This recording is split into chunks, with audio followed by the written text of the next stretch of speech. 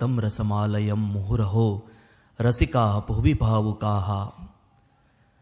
ये 5 दिन में से जो 3 दिन हमको प्राप्त होने वाले हैं और उन 3 दिनों में पूज्य वसंत शास्त्री जी के द्वारा हम सभी को जो रस प्राप्त होने वाला है, तो उनके लिए श्रीमद् भागवत महापुराण के महात्म्य में कही गई यह पंक्तियाँ, यह पद बिल्कुल ठीक बैठता है। पिबत भागवतम रसमालयम, भागवत माने भक्त, और भक्त के श्रीमुख से बहने वाला रस अब हम सभी को पीना है।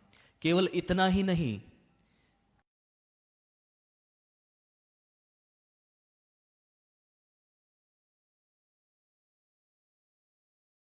लेकिन जो स्वयं भागवत है वो स्वयं भी एक रस बन जाता है। और जब वृंदावन और मथुरा से पधारे हो तो वो तो कृष्ण रस से ओतप्रोत होते ही है। तो हमको केवल इनके श्री मुख से बहने वाले रस को ही नहीं पीना है, इनको भी पीना है, क्योंकि ये भागवत रस है। इसलिए भागवतम रसमालयम मुहुरहा, तो हम सभी को यह रस पीना है। आइए इस रस को पीने के लिए हम चले और पूज्य वसंत शास्त्री जी के श्रीमुख से हम सभी भागवत चिंतन सुने। मैं उनके श्री चरणों में प्रणाम के साथ प्रार्थना करता हूं कि पूज्य वसंत शास्त्री जी हम सभी को भागवत रस पिलाए।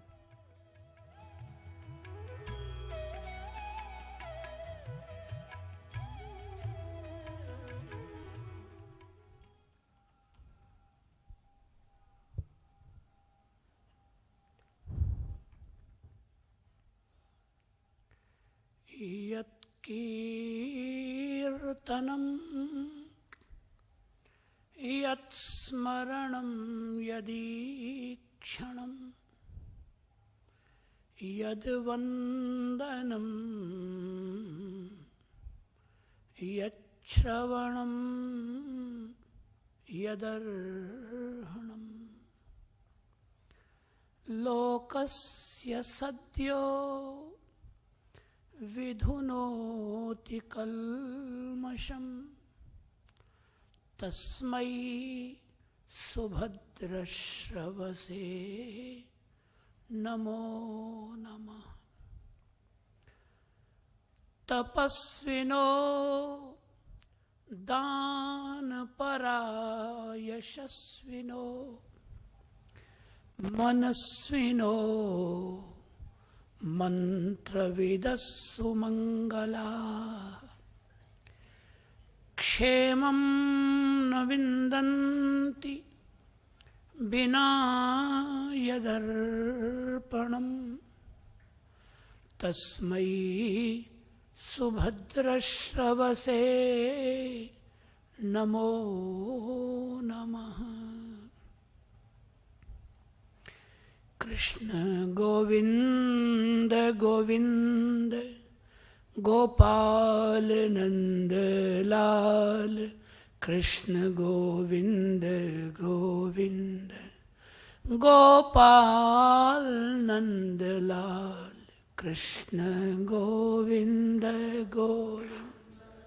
गाइए 2 बार।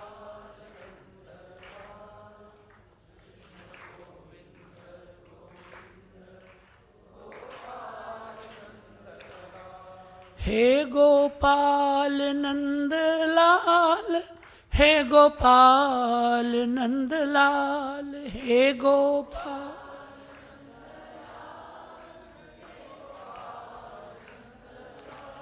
कृष्ण गोविंद गोविंद गोपाल नंद लाल, कृष्ण गोविंद गोविंद गोपाल नंद लाल, कृष्ण गोविंद।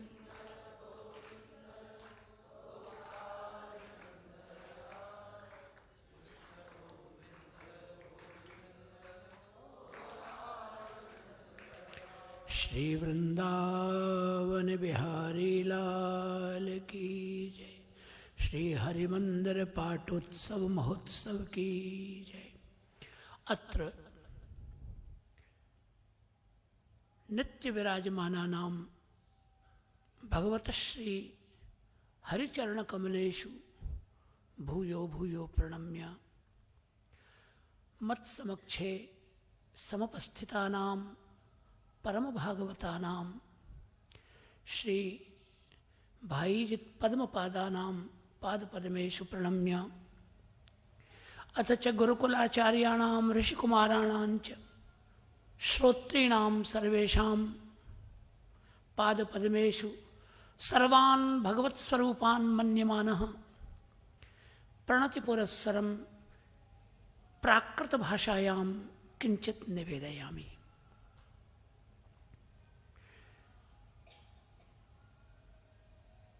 श्रीमद् वल्लभाचार्य चरणों की दृष्टि से इन 3 दिनों में मेरे मन में जो भाव आया है, निर्धारित तो कुछ भी नहीं था। आते समय भी, मंच पर आते समय भी चित्त में कोई निश्चयात्मक वृत्ति नहीं थी, किंतु यहाँ बैठकर मन में ये बात आई कि श्रीमद् वल्लभाचार्य चरणों के द्वारा प्रदत्त एक दृष्टि, जिसमें श्रीमद् भागवत के सप्तधा अर्थ प्रकट किए गए हैं, तो उनकी दृष्टि से श्रीमद् भागवत की 12 विध लीलाओं का कुछ परिचय हम इन 3 दिन में प्राप्त करें, ऐसा मन में भाव जागा है। आचार्य श्री वल्लभ ऐसा कहते हैं कि शास्त्रे स्कंधे प्रकरणे ध्याये वाक्ये पदेक्षरे एकार्थम सप्तधा जानन अविरोधे न मुच्यते। श्रीमद् भागवत के अर्थ 7 प्रकार के उन्होंने बताए हैं। आचार्य पाद कहते हैं कि भागवत शास्त्र का अर्थ, संपूर्ण शास्त्र का एक अर्थ, भागवत के 12 विध स्कंधों का अर्थ, एक स्कंद में कितने प्रकरण हैं उन प्रकरणों का विचार, प्रकरणार्थ।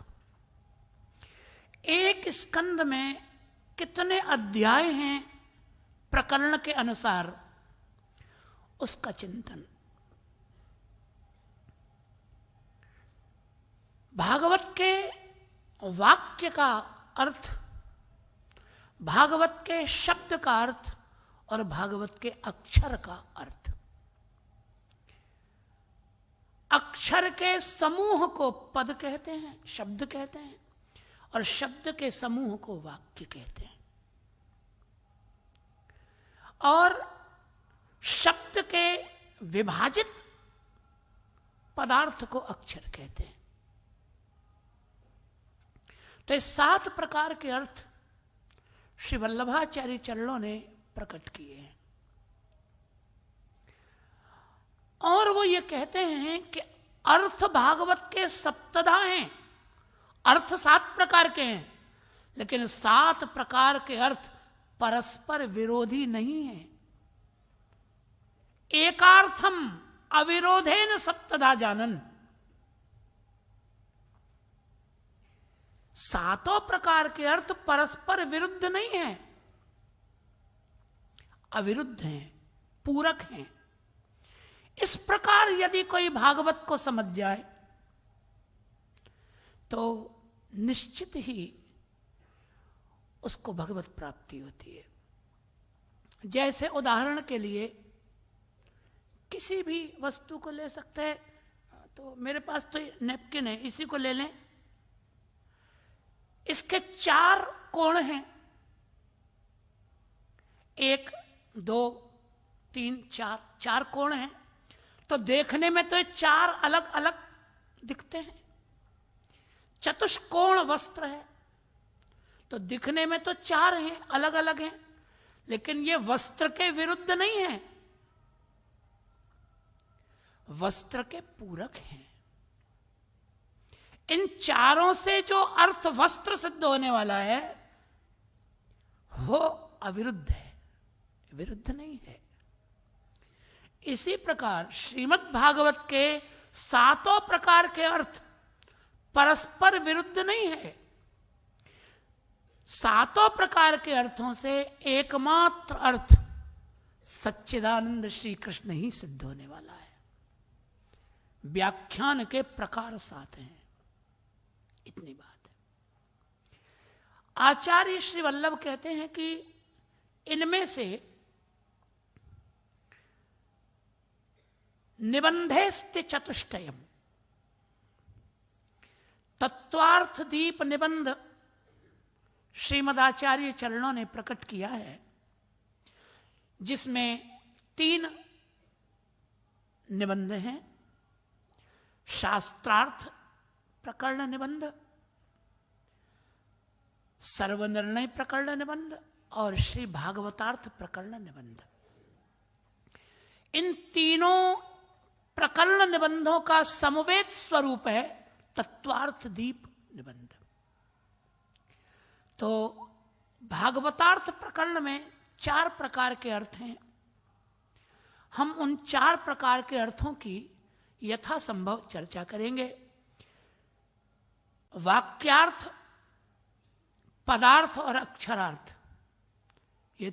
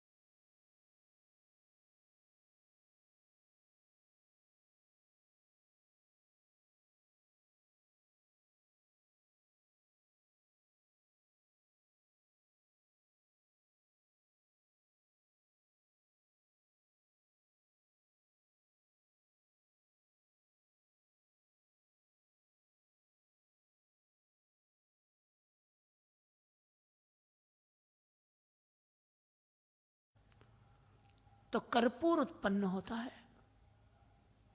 सीप में जाए तो उसका फल मोती होता है, और यदि सर्प के मुख में जाए तो उसी का फल विष होता है।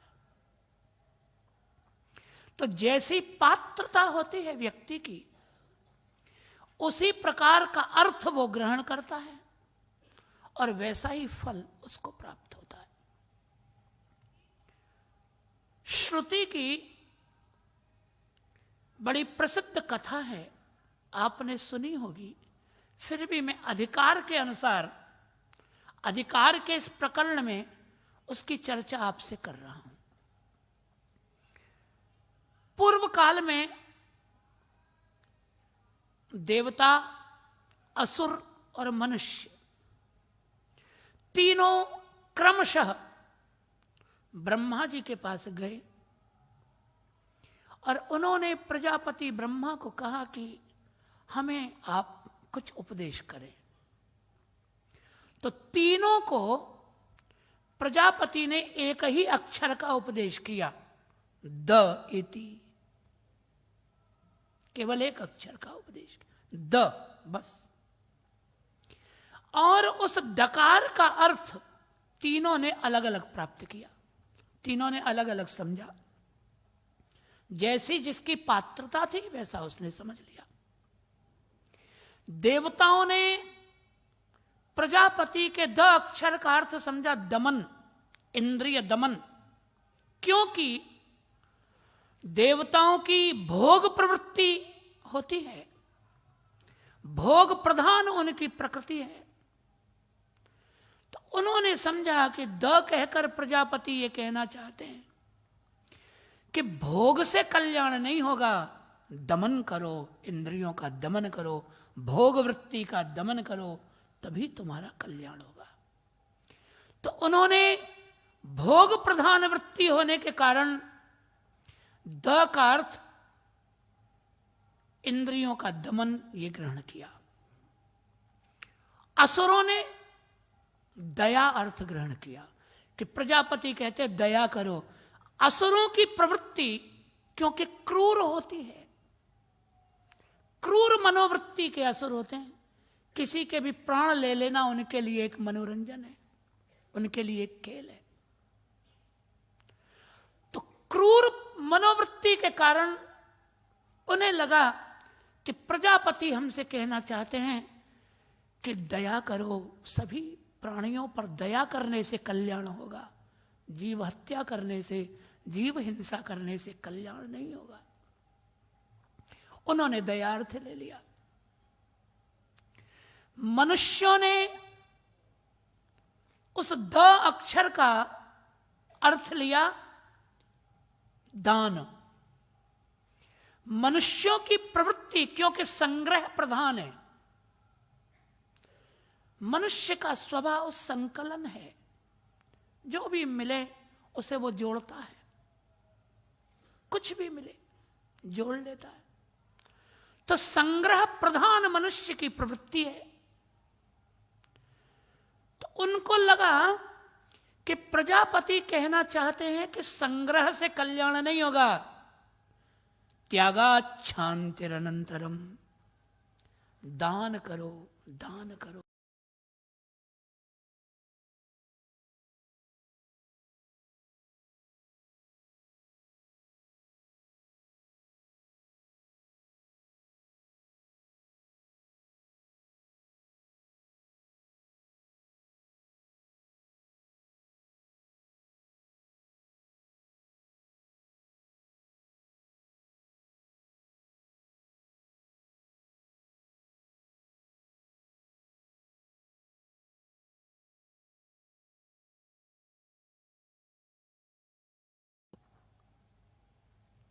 सब कुछ लेते हैं, आकाश से शब्द लेते हैं।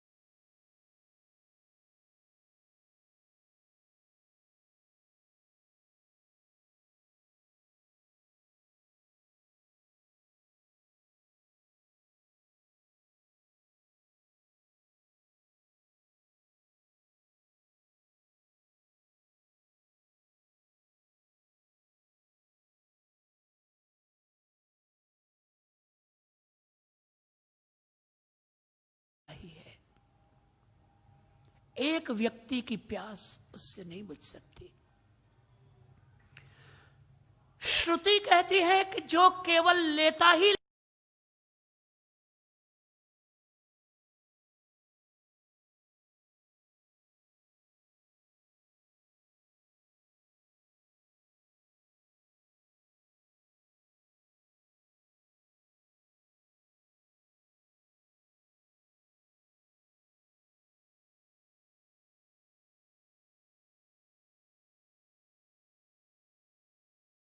को खारा जल देता है, लेकिन वही जल मधुर होके बरसता है।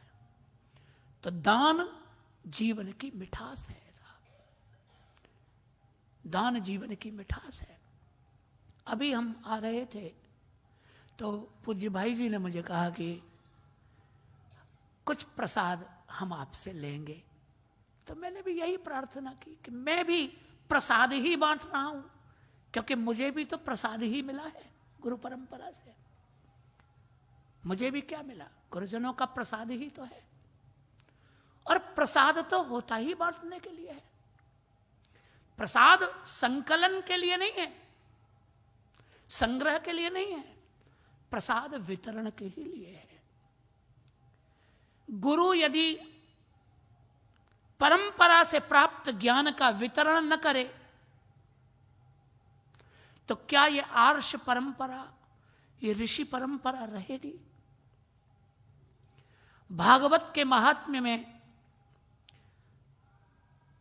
श्री नारद जी कहते हैं कि नहीं वैष्णवता कुत्र संप्रदाय पुरस्सरा। गुरु परंपरा से प्राप्त ज्ञान और वैष्णवता इनका अभाव हो चुका है। किताबों में लिखे हुए को मंत्र नहीं कहते, किताब में लिखा हुआ केवल शब्द है, पर वो शब्द जब गुरु के मुख से हमें प्राप्त होता है तब उसमें मंत्रत्व आता है। केवल किताब में पढ़ लेने से वो मंत्र नहीं होता। मंत्र वो तभी होगा जब गुरु की कृपापूर्ण, गुरु के कृपा प्रसाद से, उनके मुखारविंद से जब वही हमें प्राप्त होता है तो उसमें मंत्रत्व आता है। संप्रदाय को आधुनिक भारत में विकृत कर दिया है, पर संप्रदाय बड़ी प्यारी चीज है, बड़ी प्यारी चीज है। गुरु परंपरा से प्राप्त नहीं है, वो विद्या भी असती है।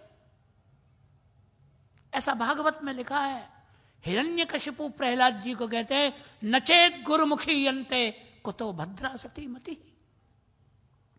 हे प्रहलाद, जो ज्ञान तुम दे रहे हो, जो भजन का उपदेश तुम कर रहे हो, वो यदि गुरुमुख नहीं है, गुरु परंपरा से प्राप्त नहीं है, तो ये मति तुम्हारी असती मति है। ये भजन तुम्हारा सद्भजन नहीं है, यदि गुरु परंपरा से प्राप्त नहीं है तो ये दान है, शिष्य को दिया हुआ गुरु का दान, और शिष्य के द्वारा बांटा गया ये प्रसाद। जो प्रसाद पाया है वो प्रसाद बांटा है, वितरण के ही लिए होता है। तो संपूर्ण सृष्टि प्रकृति के किसी भी पदार्थ को अपने अधिकार के अनुसार ग्रहण करती है, और जैसा अधिकार होता है वैसा ही अर्थ समझ में आता है, उसी प्रकार का अर्थ ग्रहण करते हैं, वैसा ही उपयोग करते हैं और वैसा ही फल प्राप्त होता है। तो सबसे पहली चर्चा है अधिकार की। अधिकार कैसा है? हीनाधिकार है यदि व्यक्ति का, तो शास्त्र के अध्ययन का फल भी दूषित हो सकता है। हम आपको एक बात बताते हैं, हमारे एक मित्र हैं, नास्तिक हैं, ईश्वर में नहीं मानते, हमारे साथ पढ़ते थे, ईश्वर में तो मानते ही नहीं थे। तो हमने एक दिन उनको चुपचाप कल्याण पत्रिका पढ़ते देखा, गीता प्रेस गोरखपुर से तो कल्याण पत्रिका पढ़ रहे थे, तो मुझे हंसी आई। हमने उनसे कहा कि भाई ये कल्याण तुम्हारा क्या कल्याण करेगा, तुम तो ईश्वर में मानते ही नहीं, फिर ये चुपचाप तुम ये पत्रिका क्यों पढ़ रहे हो? तो उसने मुझे बताया कि मैं तो ईश्वर में मानता ही नहीं, और कल्याण के लिए कल्याण पढ़ भी नहीं रहा हूं, तो क्यों पढ़ रहे हो? तो उसने बताया कि हमारे जो पिताजी हैं वो हमारी नास्तिकता से बहुत दुखी रहते हैं। हमारे पिताजी तो आस्तिक हैं और हमारी नास्तिकता से बहुत दुखी हैं। अब हमको उनसे 1000 रुपए की जरूरत है, हाथ खर्च के लिए हमको रुपए लेने हैं। तो यदि हम आस्तिकता का प्रदर्शन करें, पिताजी को ये शो कर दें कि हम आस्तिक होने लगे हैं, तो वो खुश होकर हमको 1000 दे देंगे कि लड़का सही रास्ते पे जा रहा है। तो मैं इसलिए कल्याण पढ़ रहा हूं कि पिताजी को मूर्ख बना के 1000 ले आऊं। अब उस दिन हमारी समझ में आया कि अध्ययन का किसी को मूर्ख बनाना भी प्रयोजन हो सकता है। कोई नास्तिक व्यक्ति किसी आस्तिक व्यक्ति को बेवकूफ बनाने को भी कथा कह सकता है। यह भी एक प्रयोजन अध्ययन का हो सकता है। उसी दिन समझ में आया। बड़ी गजब की बात है। अब अधिकार जैसा है, अधिकार तो नास्तिकता का है, तो वो कल्याण भी जो पड़ेगा, भजन की भी जो बात पड़ेगा करेगा, वो आत्म कल्याण के लिए नहीं करेगा, वो किसी को मूर्ख बनाने के लिए उसका उपयोग करेगा, क्योंकि उसका अधिकार ही ऐसा है, उसकी पात्रता ही ऐसी है। वो अमृत का भी दुरुपयोग ही करेगा। तो सीधी ऐसी बात हुई जैसे कोई व्यक्ति गंगा जल का उपयोग गटर के उपयोग में करे, मल प्रक्षालन में गंगा का उपयोग करे, तो ऐसे भी अधिकारी होते हैं। मनुष्य की जैसी पात्रता है वैसा ही फल होता है।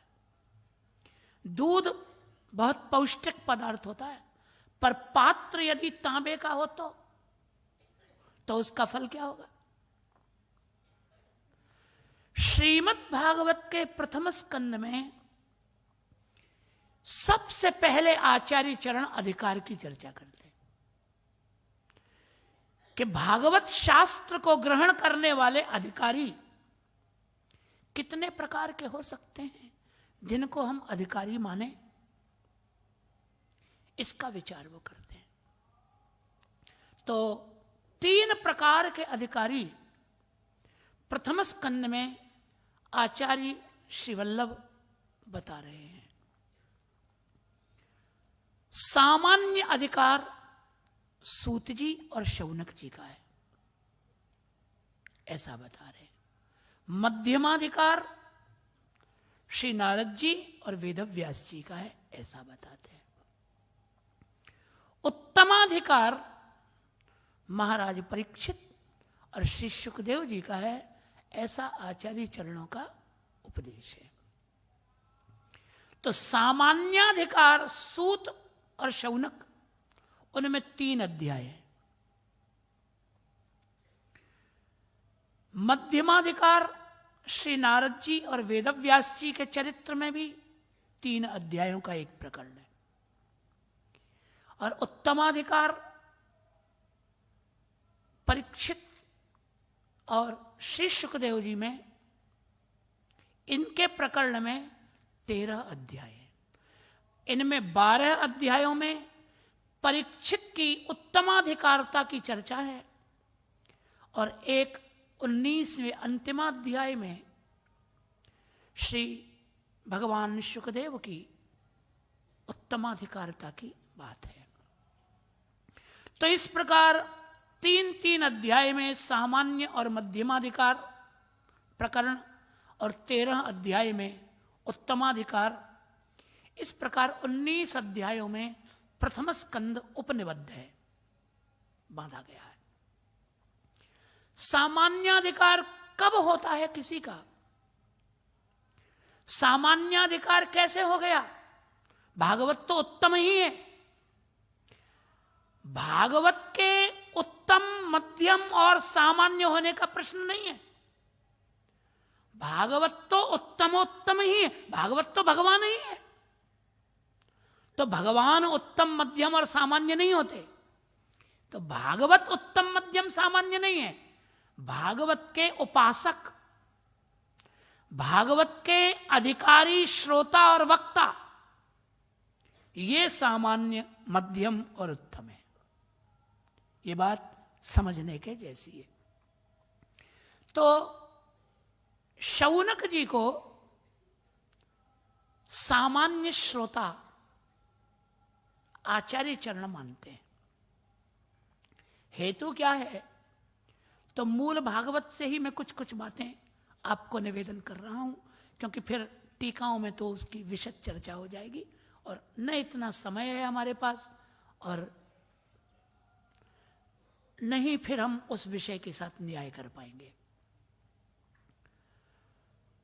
शौनक ऋषि में प्रधानतया दो दोष हैं।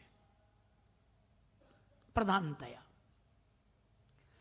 शिष्याणाम संग्रहत्वाच्च, एक तो आचार्य श्री वल्लभ कहते हैं शिष्यों का संग्रह बहुत है शौनक जी को।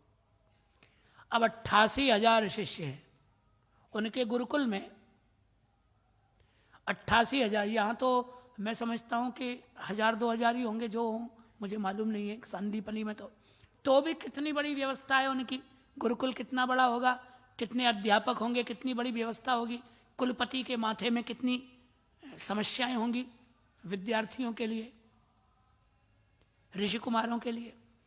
88,000 शिष्य जिस गुरुकुल में रहते हो वो कॉलोनी कितनी बड़ी होगी, उनकी व्यवस्थाएं कितनी बड़ी होंगी। तो इतने बड़े गुरुकुल के कुलपति हैं शौनक, तो कथा में तो बैठे हैं शौनक, लेकिन एकाग्रता नहीं बन रही है। कथा में जो एकाग्रता चाहिए मन की वो नहीं बन रही है, क्योंकि शिष्यों का गुरुकुल का समाधान भी उनको करना पड़ता है बीच बीच में। एक ये बड़ी कमी है। दूसरी बात कि वहां सूत और शौनक के बीच में जो भागवत कथा हो रही है वो भागवत कथा की प्रधानता से भागवत कथा नहीं है, वो यज्ञांग के रूप में भागवत कथा है।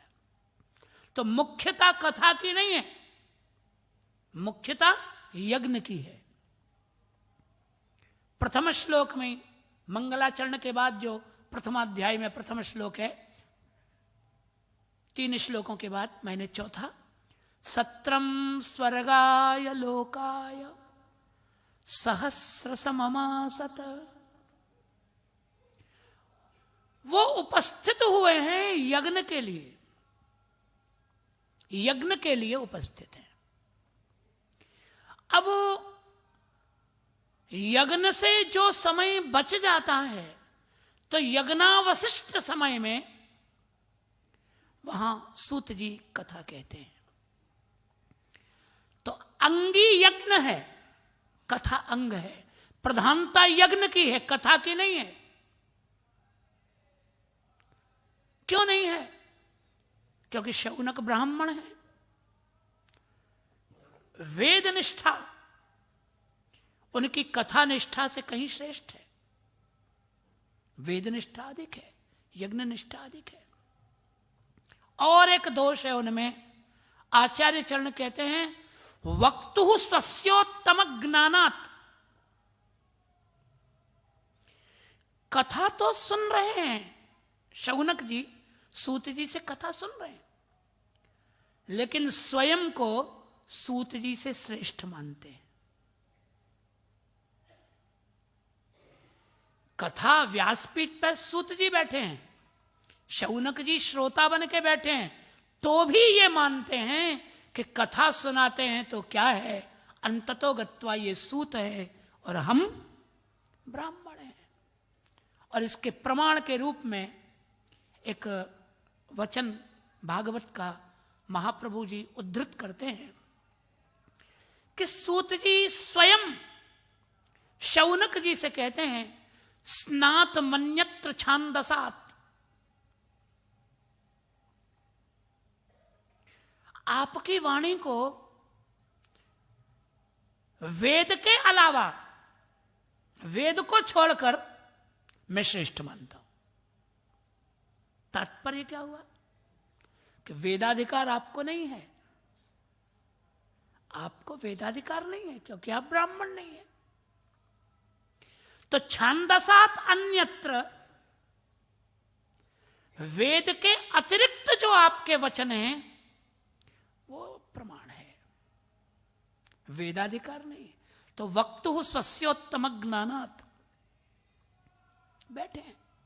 मैं बड़ी विनम्रता से बात कहना चाहता हूं, बड़े बड़े श्रीमंतों में जो कथा के आयोजन में मुख्य भूमिका निभाते हैं, ऐसे बड़े बड़े मनोरथियों में, यजमानों में, कहीं कहीं, मैं सबकी तो नहीं कह सकता, लेकिन कहीं कहीं ये बात होती है कि भाई प्रवक्ता तो बहुत अच्छे हैं, पर यार आयोजन तो हम नहीं कराया, हम नहीं कराते तो इनकी उत्तमता को कौन जानता, हम इनको नहीं बुलाते तो इनका प्रचार कैसे होता, कौन इनको जानता।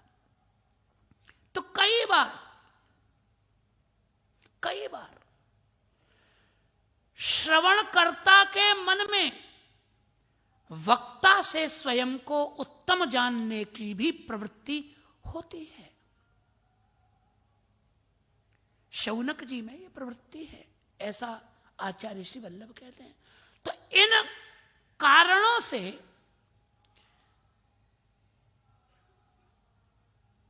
आचार्य ब्रह्मर्षि होते हुए भी ऋग्वेद के बव्रचाचार्य हैं शौनक,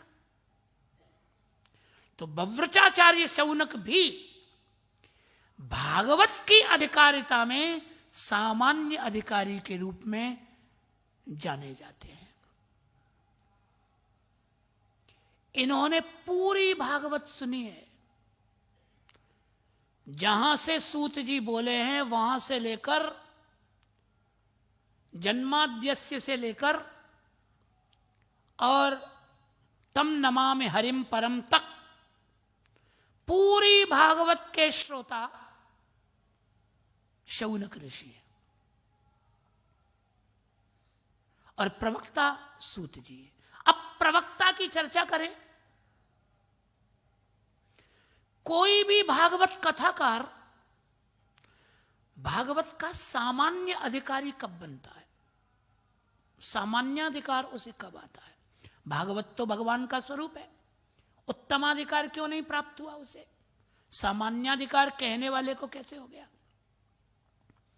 तो कहते हैं मुख्य एक दोष है सूत जी में, पुराणा नाम वृत्तित्वात् सूतो सामान्याधिकारी। यद्यपि श्री महाप्रभु जी कहते हैं कि यद्यपि सूत जी ने श्रीमद् भागवत की वृत्ति कभी नहीं की, यद्यप्येषा न विक्रीता, यद्यपि उन्होंने भागवत कथा करके कभी दक्षिणा नहीं ली, क्योंकि भागवत केवल पुराण नहीं है, भागवत तो साक्षात भगवान का रूप है। तो भागवत की कथा कहकर उन्होंने जीविका कभी नहीं चलाई, तथापि अन्य पुराणों में वर्णित जो भगवत लीलाएं हैं, जो भगवत कथाएं हैं, उन कथाओं के कीर्तन से उनकी जीविका का व्यवहार चलता था। इसलिए मुख्य फल जो ईश्वर की प्राप्ति है, कृष्ण प्रेम की जो प्राप्ति है, वो उन्हें न मिला।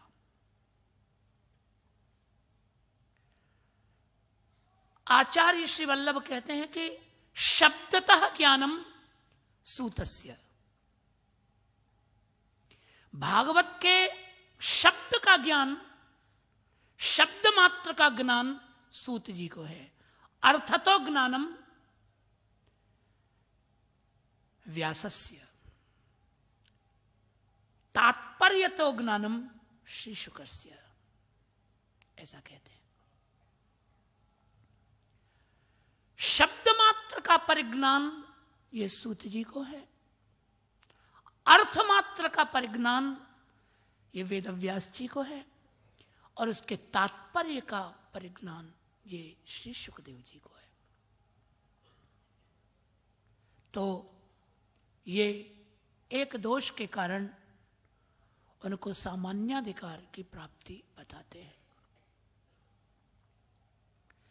मध्यमाधिकार, इसमें प्रवक्ता श्री नारद जी हैं, श्रोता श्री वेदव्यास हैं। 3 अधिकारियों का, 3 अध्यायों का ये मध्यमाधिकार प्रकरण है। इसमें व्यास जी को मध्यमाधिकारी माना गया, हेतु क्या है? तो आचार्य श्री वल्लभ बताते हैं कि यहां भी मुख्य रूप से दो हेतु हैं, मुख्य रूप से।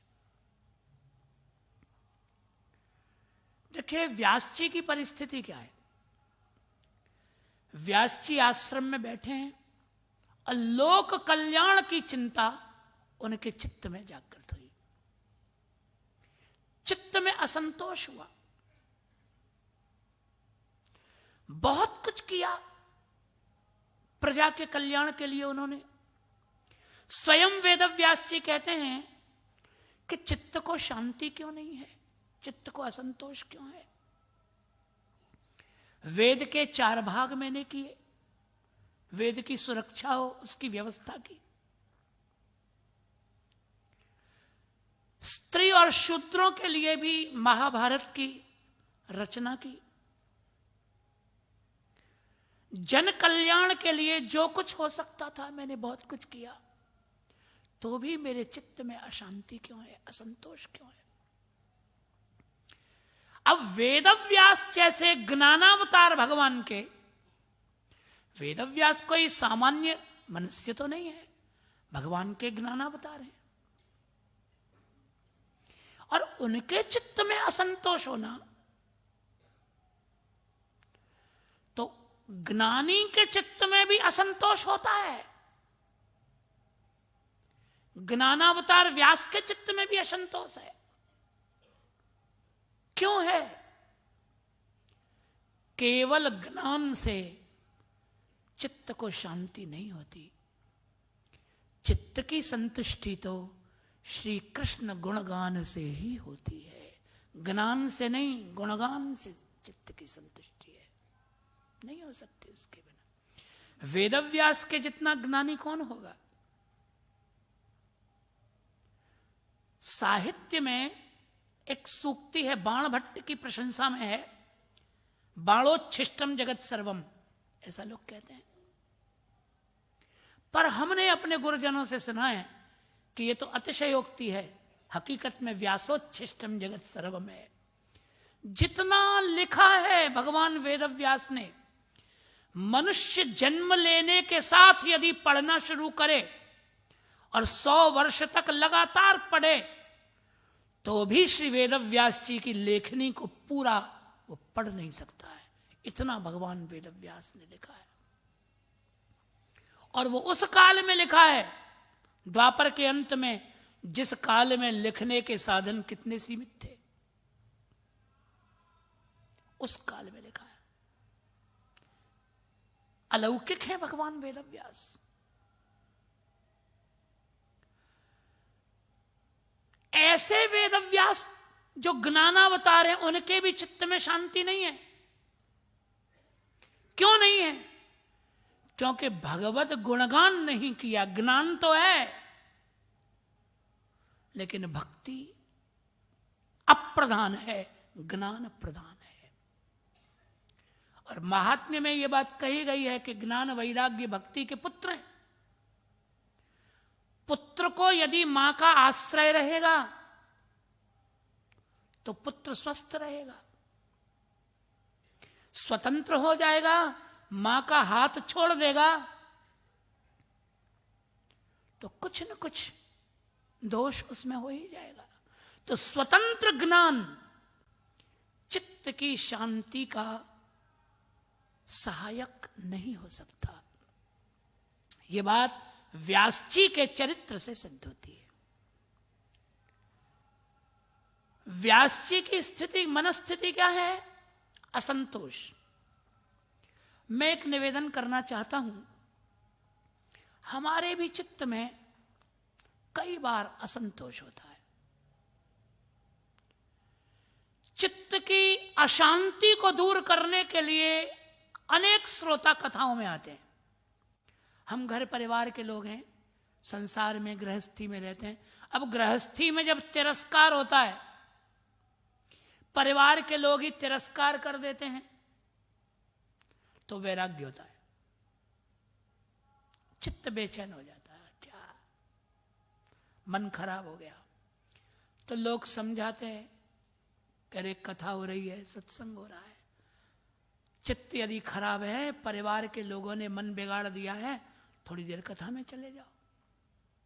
तो चित्त की शांति के लिए हम कथा में आते हैं।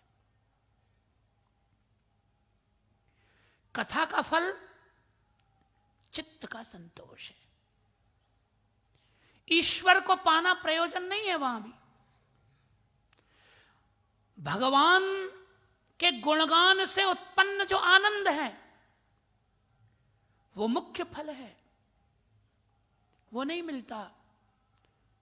चित्त की परिशांति, जो वैराग्य का उपदेश कथा में होता है, उससे चित्त को कुछ शांति मिलती है। व्यास जी चित्त की शांति के लिए कथा का आश्रय कर रहे हैं। एक बात और वेदव्यास जी की, आचार्य श्री वल्लभ कहते हैं कि लेखने अति आसक्ति ही। व्यास जी को लिखने में बहुत आसक्ति है, बहुत आसक्ति। बहुत से लोग होते हैं, कथाकारों को तो इसका बड़ा अनुभव है। बहुत लोग कथा सुनने बैठते हैं तो कॉपी कलम लेके ही बैठते हैं, नोटबुक लेके। तो जो भी उन्हें अच्छा लगता है उसको वो नोट कर लेते हैं। अब वो कॉपी में तो लिख लेते हैं, लेकिन हृदय में कितना लिखा गया इसका पता नहीं होता। कॉपी में तो लिख लेते हैं, फिर उसका संकलन करके प्रकाशित भी करते हैं अपने नाम से,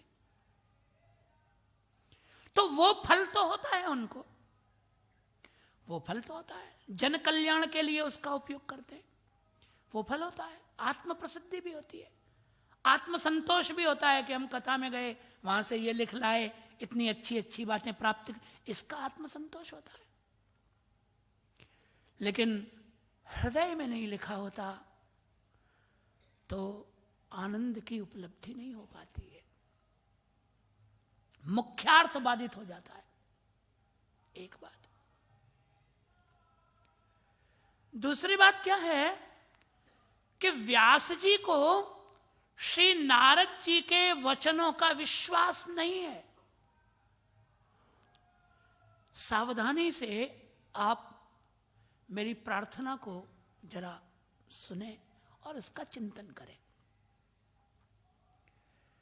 नारद जी ने भगवन नाम की महिमा को अपने पूर्व जन्म के वृत्तांत के उदाहरण से व्यास जी को सुनाया। कथा तो आप सब जानते हैं। नारद जी व्यास जी को यह कहना चाहते हैं कि पूर्व काल में मैं किसी दासी का बेटा था। कथा पूरी सुनी है आपने। तो पूर्व काल में नारद जी कौन थे? दासी पुत्र। और वर्तमान काल में क्या है? देवर्षि। तो एक दासी पुत्र देवर्षि के पद पर कैसे प्रतिष्ठित हो गया? केवल सत्संग और भगवन नाम के सहारे से प्रतिष्ठित हो गया। खुद ही वो बताते हैं कि मैं तो दासी पुत्र था, सत्संग मिला, सत्पुरुषों का अनुग्रह मेरे ऊपर हुआ, भजन में प्रवृत्ति हो गई और भगवन नाम के सहारे से गायमानश्चराम्यहम् देवदत्तामिमां वीणाम स्वर ब्रह्म इत्यादि। तो आज मैं देवर्षि हो गया। तो नारद जी व्यास जी को यह कहते हैं कि जो भगवान का नाम, जो भगवत गुणगान का आश्रय एक दासी पुत्र को देवर्षि बना सकता है, वही भगवत गुणगान आपके चित्त को विश्रांति दे सकता है। इतनी बात समझाई और समझाने के पूर्व में ही क्या कहा? समझाने के पूर्व में कहा कि देखो, हम जो आपको बता रहे हैं, जो आपको बताने वाले हैं, बता रहे हैं, वो सब सत्य है। तथापि यदि आपको लगे, कोई संदेह हो उसमें, तो समाधिना अनुस्मर तद विचेष्टितम। हम जो आपको कह रहे हैं वो भगवत इच्छा है, भगवान का आदेश है, भगवान ने प्रेरित करके हमको यहां भेजा है आपको समझाने के लिए। पर यदि आपको भगवत इच्छा में, हमारे वचन में कोई संदेह है तो समाधिना अनुस्मर, समाधि लगा के देख लो। ये बात कह चुके हैं नारद जी वेदव्यास जी से। बस मैं मेरी बात यहां पूरी कर रहा हूं। नहीं, मैं ऋषि कुमारों को मैं भी सुनूंगा, और मेरी ये मनोवृत्ति भी है कि जरा श्रवण भक्ति तो सबसे पहली है, तो मैं मर्यादा का पालन करूंगा। बस ये 2 बात कह के मैं पूरा कर रहा हूं। तो उन्होंने कहा समाधि लगा के देख लेना। तो नारद जी के चले जाने के बाद वेदव्यास जी ने समाधि लगाई। समाधि लगाई, इसका अर्थ क्या हुआ? नारद जी के वचन का भरोसा नहीं हुआ तो समाधि लगाई। ये भी एक वेदव्यास जी की मुख्य कमी है कि आचार्य की वाणी पर संदेह होना उनके अधिकार को, ज्ञानियों के अधिकार को भी घटा देता है। इसीलिए व्यास जी को मध्यमाधिकारी कहा गया है। इसके आगे उत्तमाधिकार की चर्चा हम मध्याह्न के सत्र में करेंगे। 2 बार आप भगवान नाम ले लीजिए, फिर हम आगे का क्रम श्रवण करेंगे। 2 बार भगवान नाम। कृष्ण गोविंद गोविंद गोपाल नंद लाल, कृष्ण गोविंद गोविंद गोपाल नंद लाल, कृष्ण गोविंद। हरि बोल।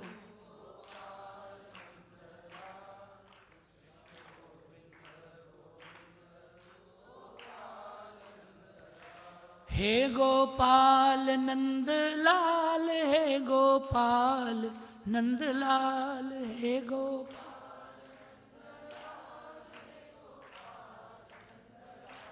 कृष्ण गोविंद गोविंद गोपाल नंद लाल, कृष्ण गोविंद गोविंद गोपाल नंद लाल, कृष्ण गोविंद।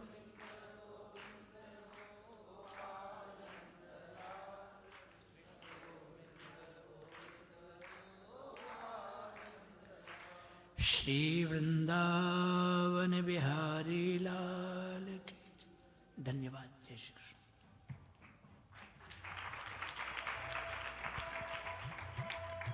पूज्य वसंत शास्त्री जी के श्रीमुख से हम सभी ने आज आरंभिक श्रीमद् भागवत महापुराण पर श्रोता और वक्ता की चर्चा का श्रवण किया, और अभी आने वाले दिनों में हम